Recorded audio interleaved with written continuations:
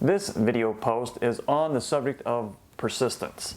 It's one of those things that I think we all kind of know, but it's something you have to be consciously aware of. It's something that you have to accept when going into building a big office or building your career for that matter. You know, it's going to have two elements, easy and hard. And you have your choice of when you want to do that. Do you want to go easy now and hard later, or hard now and easy later? What I mean by that is the amount of effort that it's going to take to put together your office and get things going the way you want is going to take, well, quite a bit of work. It's going to be hard. But the amount of time you put in now, meaning the amount of time, investment, working with coaches or going to seminars or going online to see clinical cases, whatever it might be, to kind of build up your knowledge, build up your experience, and so you can handle this what you need to do with your practice.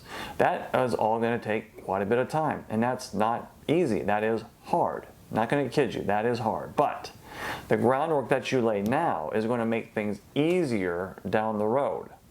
Now, some people instead want to do the easy thing now. They just want to kind of coast, just kind of enjoy things, thinking and hoping that some kind of miraculous thing is going to happen later, that they'll somehow catch up on all the stuff that they're kind of delaying now. And then when that day comes, or when the future arrives, they're not quite ready. They just haven't put in the dues, and so now they find themselves kind of stuck. They see all the years that have gone by, and they feel kind of disappointed in themselves.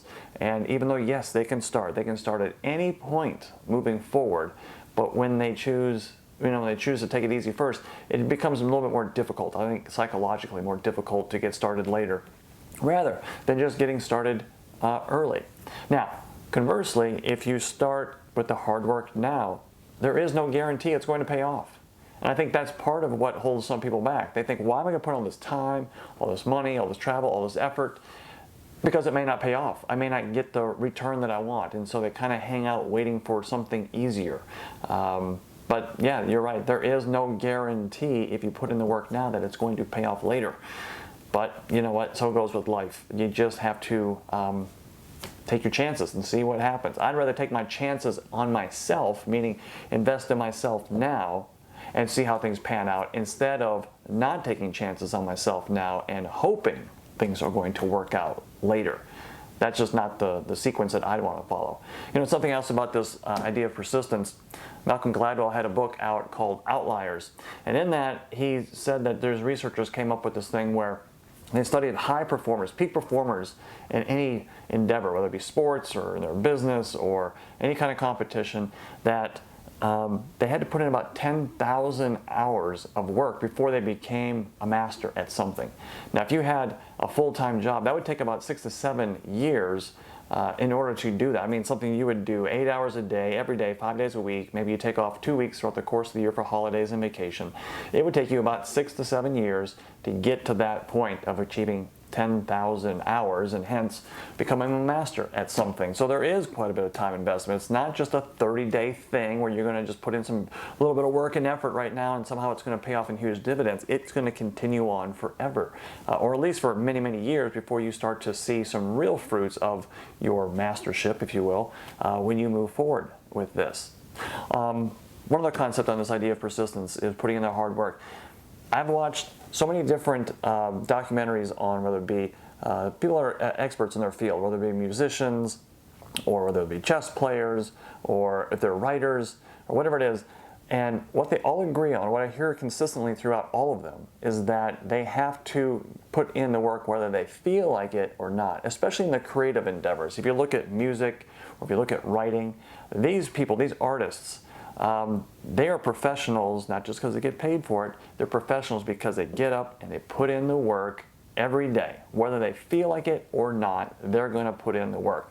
So many other wannabes are not putting in the work. They think, I'm going to write, or I'm going to do whatever they're going to do when they feel inspired or when they feel like the time is right. Well, those moments are very episodic and they're very unpredictable, and you don't have enough experience that you're going to have enough of those to string along to create the amount of experience you're going to need.